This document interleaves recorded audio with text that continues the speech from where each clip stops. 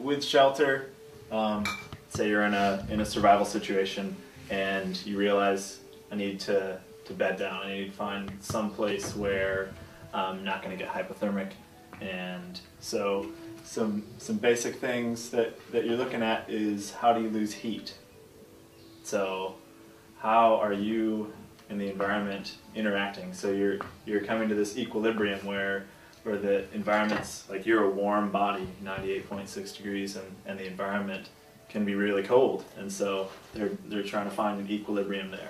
So wind can whisk away your heat. Sitting down on a cold rock, sitting down on wet ground, radiation, your body is just radiating heat outwards, and that's heat loss. So you want to factor those things into your shelter.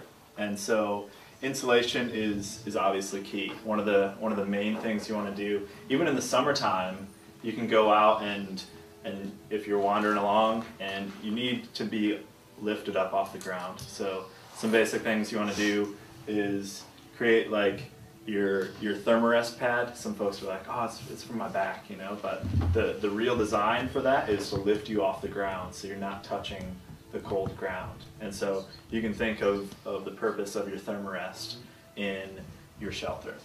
So lifting you off the ground, using debris, using hemlock boughs, pine boughs, whatever you have in your area, anything to build up a good debris level. And with shelters in general, you're gonna have a ton of debris to gather. Like there's probably very few environments where you're going to be able to gather enough debris in a timely manner. The eastern deciduous forest, the beech oak forest, those are one of the rare exceptions where you can walk into the landscape and there's leaves that are this high, and you can just pile up a huge squirrel nest and dive in and you're set. But around here, where the leaves break down in 3 to 6 months, it's very challenging to gather enough debris.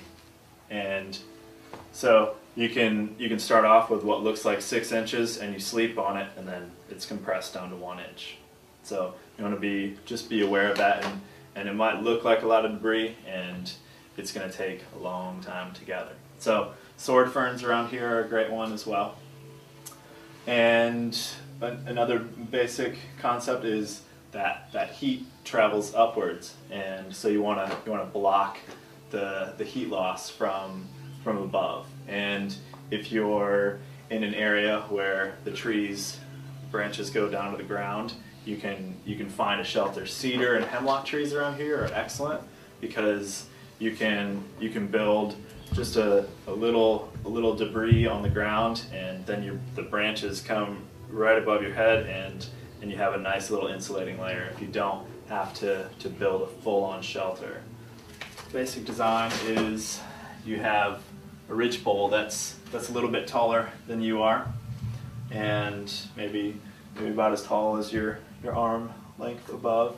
And you can have a Y-stick. This can be the crook in a tree, and basically you have a branch coming down, and you can just lie down and form it as long as you need to, and then you just pile all sorts of branches. Hemlock branches around here are really good because they have lots of little branches coming off, and they'll hold debris. So you want some ribbing, and then you want something that will catch your debris, and then you just pile tons and tons of debris on top of it.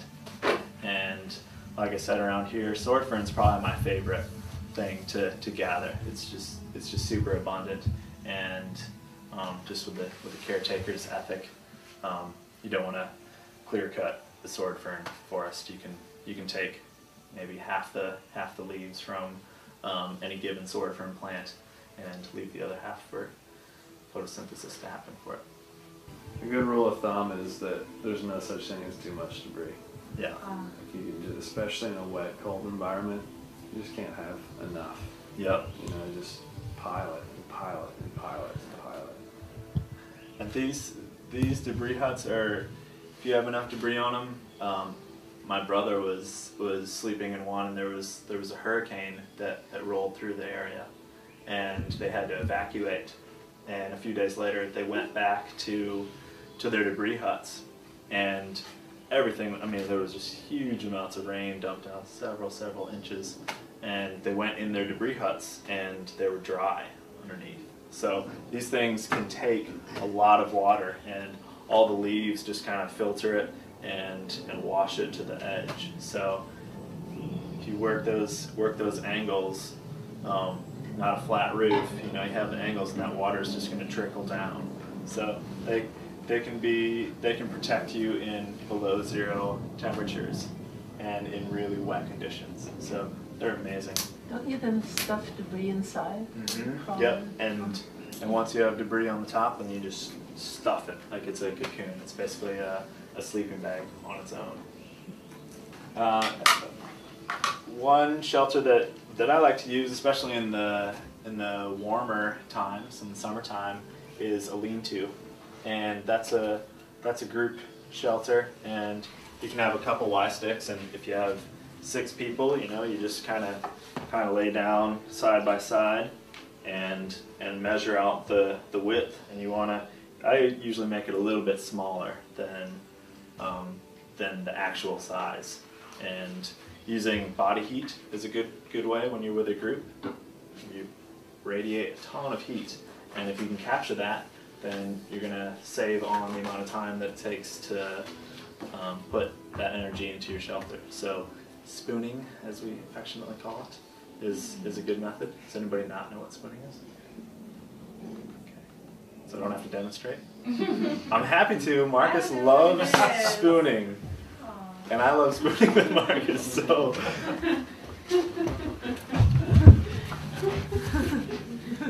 You gotta do it sometime. My cuddle bunny. Mini a shelter night like this. Yes, indeed. And then every couple hours you yell, switch! Switch! Yes. And it's amazing, really, how much warmth you can get from other people. Yeah. Cramming in to a shelter. If you're on the end, it's the worst. Yeah, totally. If you're in the middle, it's like so nice. With a lean-to or a debris pea, you can have a fire, and with a lean-to, you can build a little reflector wall on one side to have that heat bouncing back right at you, and you can just pile in. And these are 2 Y sticks, the width of your desired shelter length, and then ridge poles going across. Talked about this in the story this morning with the moss and the cedar bark, and we piled this with moss and then put cedar bark on top of it, and that filled a lot of the dead air spaces, and so the wind didn't whip through. So where are you going to put the light pole? Just be on the lookout for some of the things we talked about. You can see all the floor turned around us. It's a nice door, so we're not too worried. Got some cedar bark. Cedar bark. Yes, indeed. For insulation from the rain. For insulation, for basically like shingles on your roof. Put it right on top, your final layer. The rain will just run right down it. Leave all that on there. I don't know. We can pound it in the ground and do some tests on it. I think it's durable though. As long as we can get it stuck in the ground and have it so it's not wobbly. We're going to make a debris hut, which is a 1-person shelter, and it's a shelter that you can build relatively quickly, and for many different environments. You need a lot of debris for it, and you need an A-frame and some lattice work and a Y-stick and a ridge pole, and then you just put a ton of debris on it, fill it up with debris, and then you dive in and you're set. It's going to be low impact on the environment around here. There's not a ton of plants that that we're going to kill. It's a good spot because it's relatively flat. There aren't widowmakers around here either. We scanned the area for dead trees and did not find any. So your head is probably going to be like right there.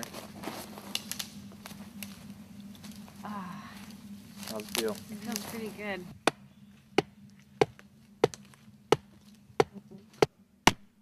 It's going down. It went a little while, but I think it stopped. Rock?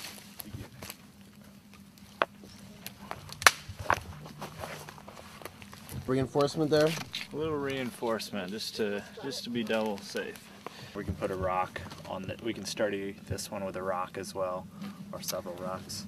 And I'm using a little trailing blackberry as a little binding to help it keep it together. We'll have to find some.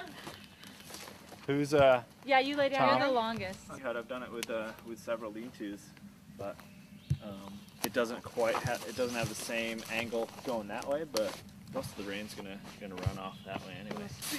Yeah, just toss it down, just chuck it on there. Wait, we shouldn't use all of it though, should we? You should use maybe 2/3 of it, I would say, because we can Okay, add wait, more.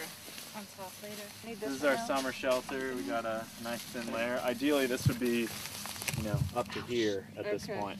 This would be like no, we can't use that much. The pillow? If I was seeing, you'd be like Pillow? Exactly. Yeah. All right, so let's pile some ribs on the sides. Ideally, they're only sticking out a few inches.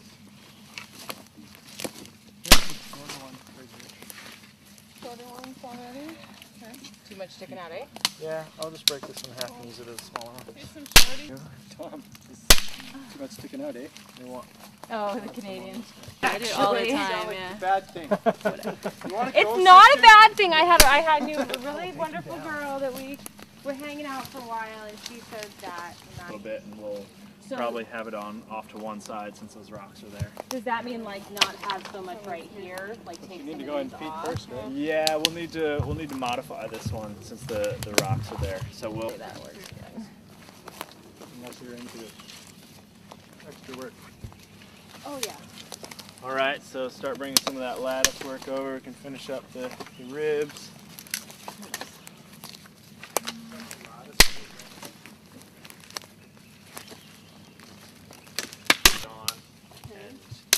As you get more of it, then you can weave it in. And if we had a lot of time, we Got a line going here. Okay, I'm sorry. If you had oak leaves and small things, then you would want it finer. But we have sword ferns, so you can kind of spread it out. And this is certainly our summer shelter. This isn't our arm length, so it will protect you for sure. If you pile the ferns on an arm's length, will they stop the rain? Yes. Oh yeah. Definitely. I think it's good. It's a good summer shelter. I think I want to get in and try. I think you should. Let's widen Yeah. this hole here. So what's the bark for? So I have to get that's in feet first, the final right? layer. Yeah. Slab it. Yeah. Oh yeah. That's it. Just watch out for cookies. This side might be open more. Yeah. I can check it out. Just getting in there is the bigger chore than building. You do yoga, right? Yes. Oh, there you go. Yeah, I'm somebody who. Well, air holes, I don't know, but I definitely see a lot of light. So, I don't know what that means. Well, You better hope it doesn't rain. I go up in the night. Ferns rather than us. if you could get I think I'd have a harder time not being able to toss and turn. Yeah. Sword ferns probably Time be to toss easier it. to Oh gather. no, look, I can on my side. Logs that are just draped with it. You can just like